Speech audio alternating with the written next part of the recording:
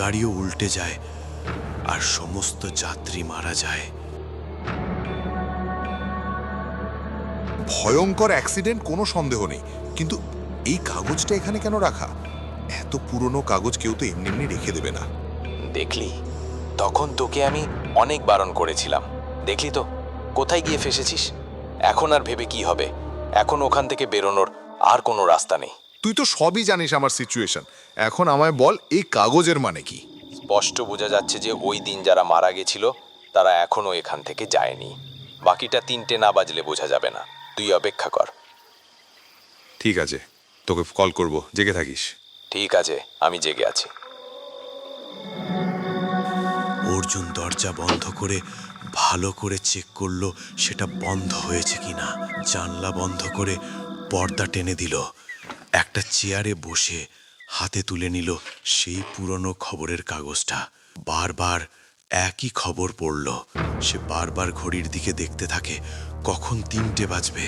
সে ঘামতে থাকে আর জোরে জোরে নিঃশ্বাস নিতে থাকে। হঠাৎ সে ঘড়িতে দেখল 3টে বেজে গেছে। কিন্তু এখনো তেমন কিছুই হয়নি। অর্জুন একটু স্বস্তির নিঃশ্বাস নিল। এমন সময় দেখল লাইটটা দপদপ করছে। সে চেয়ে দেখল আলোটা খুব জোরে জোরে কাঁপছে। সে আলোর সামনে যেতেই আলোটা দপ করে বন্ধ হয়ে গেল। হঠাৎ করে একদম বন্ধ করা অন্ধকার ঘিরে ধরল অর্জুনকে। অর্জুন এক জায়গায় কিছুক্ষণ দাঁড়িয়ে রইল। তার হাত পা আবার কাঁপছে। এবারও শুনল অনেকগুলো গাড়ির আওয়াজ। সবকটা গাড়ি এক এক করে ঢুকলো পেট্রোল পাম্পে। তারপরও শুনল অনেক লোক বাইরে কথা বলছে। তাদের গলার আওয়াজ শুনে মনে হলো অনেক লোকের ভিড়, যেন বাইরে দাঁড়িয়ে গল্প করছে। অর্জুনের খুব অবাক লাগলো। এত লোক এই রাত্রে এখানে কি করে এলো? আমার কি একবার দেখা উচিত? কিন্তু নিয়মে যে লেখা আছে না দেখতে। কিন্তু ওরা যদি তেল ভরে টাকা না দিয়ে চলে যায়? অর্জুন বেশ কিছুক্ষণ অন্ধকারের মধ্যে দাঁড়িয়ে বাইরে লোকেদের হইচই শুনল। তারপর আস্তে আস্তে জানলার দিকে এগিয়ে গেল আর পর্দাটা একটু ফাঁক করে কাঁচের ভিতর দিয়ে বাইরে অন্ধকারে কি হচ্ছে দেখার চেষ্টা করল। কিন্তু দেখেই বুঝল সে বড় ভুল করে ফেলেছে। সে দেখল বাইরে পেট্রোল পাম্প সম্পূর্ণ অন্ধকার, আর তার মধ্যে কালো ছায়ার মতো কিছু মানুষের অবয়ব। তাদের কালো ছায়া ছাড়া আর কিছু বলা যায় না, কারণ তাদের কোনো শরীর নেই। কেবল তাদের চোখগুলো সবুজ রেডিয়ামের আলোর মতো জ্বলছে। অর্জুন দেখে ভয়ে কেঁপে উঠল। তার পা যেন আটকে গেছে। সে আর সেখান থেকে নড়তে পারল না।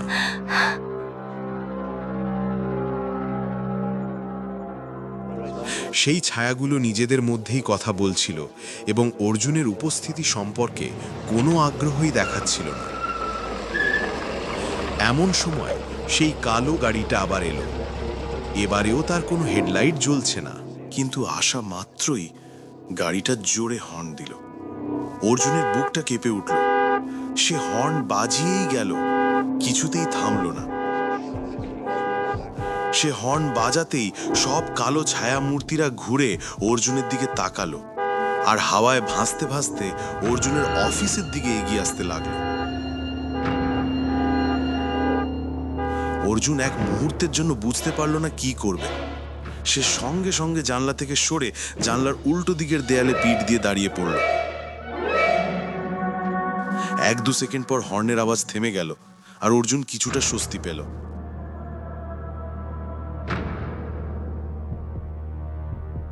কিন্তু পরক্ষণেই অফিসের দরজায় দুমদুম করে ধাক্কা মারা আওয়াজ হতে থাকে। অর্জুন ভয় কেঁপে উঠল। তার সারা শরীর দিয়ে ঘাম ঝরতে থাকে। দরজায় খুব জোরে জোরে আওয়াজ হতে থাকে। সেই আওয়াজে পুরো অফিস কাঁপতে থাকে। আওয়াজ আরো জোরে জোরে বাড়তে থাকে। অর্জুনের মনে হলো দরজাটা বুঝি এবার ভেঙে যাবে। অর্জুন বুঝতে পারল না দরজাটা যদি ভেঙে যায় তখন কি হবে। সে কাঁপতে কাঁপতে ফোনটা বের করলো। দেখলো ভাস্কর অলরেডি তাকে 2বার কল করেছে। সে সঙ্গে সঙ্গে ভাস্করকে কল করলো। রিং বাজলো দুবার, তারপর কল রিসিভ হলো। হ্যালো ভাস্কর, ট্যাঙ্ক ফুল করে দিন। ফোন থেকে যে গলার আওয়াজটা এলো সেটা তার খুব চেনা, সেই ফ্যাঁসফ্যাঁসে গলাটা যেটা সে আগেই শুনেছিল। সেই কণ্ঠ বার বার একই কথা বলতে লাগলো। ট্যাঙ্ক ফুল করে দিন, ট্যাঙ্ক ফুল করে দিন, ট্যাঙ্ক ফুল করে দিন। এদিকে দরজায় তখন দুম দুম করে ধাক্কা দিতেই চলেছে। অর্জুন কি করবে ভেবে পেল না। তার চোখের সামনে সবকিছু অন্ধকার হয়ে সে জ্ঞান হারালো।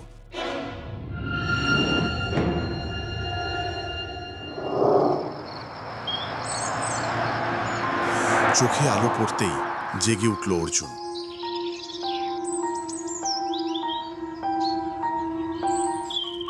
দেখলো পুরো অফিসটাকে যেন তছনছ করে গেছে।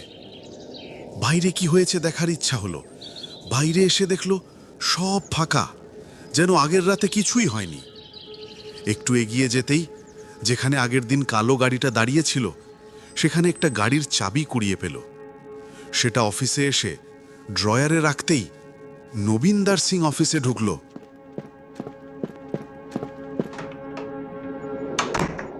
কংগ্রাটস পুত্তার, প্রথম রাতে অনেকেই বাঁচে না, তুমি পেরেছো।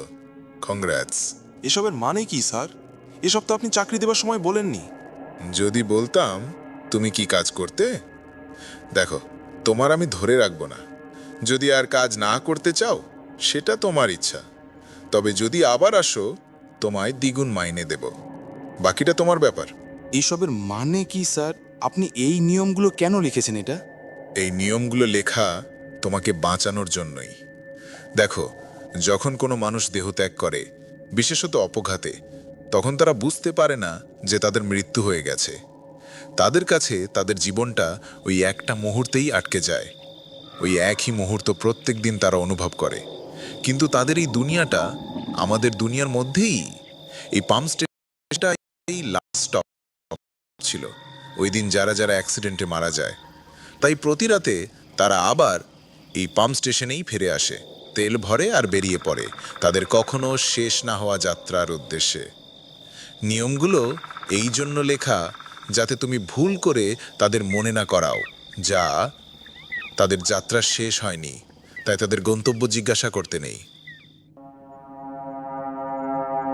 আর টাকাগুলো আলাদা বাক্সে কেন? সে কি, তুমি খেয়াল করোনি? টাকাগুলো অনেক পুরনো, এখন চলবে না। বাক্সটা খুলে দেখো, ওরা ওভাবেই টাকা দেয়। অর্জুন বাক্স খুলে দেখল সবকটা নোট পুরনো। অর্জুন সেই চাবিটা বের করে নবীনদরকে দেখালো। স্যার, এটার মানে কি? তুমি কি জানলা দিয়ে দেখছিলে নাকি? হ্যাঁ, মানে ভুল করে। ও মাই গড, তুমি জানো কি বড় বিপদ থেকে বেঁচেছো তুমি? তুমি ওদের মনে করিয়ে দিয়েছ যে ওরা আর বেঁচে নেই। মানে কি করে? আর ওরা যেদিন মারা যায় সেদিন রাত 3টের সময় পেট্রোল পাম্পে কেউ ছিল না। ওই দিন আমার থাকার কথা ছিল, কিন্তু আমি আগেই চলে যাই। তোমাকে দেখেই ওরা বুঝে গেছে পুরো ব্যাপারটা। তোমার ভাগ্য ভালো যে অন্তত একজন ওদের মধ্যে তোমার ওপর রাগ করেনি, বরং হয়তো সেই তোমাকে রক্ষা করেছে। কিন্তু কেন স্যার? আর টাকাগুলো আলাদা বাক্সে কেন? ওদের মধ্যে একজনের এই অন্তহীন যাত্রা, এই অন্তহীন অপেক্ষা শেষ হয়ে গেছে। সে নিজের মৃত্যুকে মেনে নিয়েছে, আর সে তোমায় ধন্যবাদ দিয়ে গেছে, এই তার প্রমাণ। কারণ তার যাত্রা শেষ, তাই তার আর এই চাবি লাগবে না।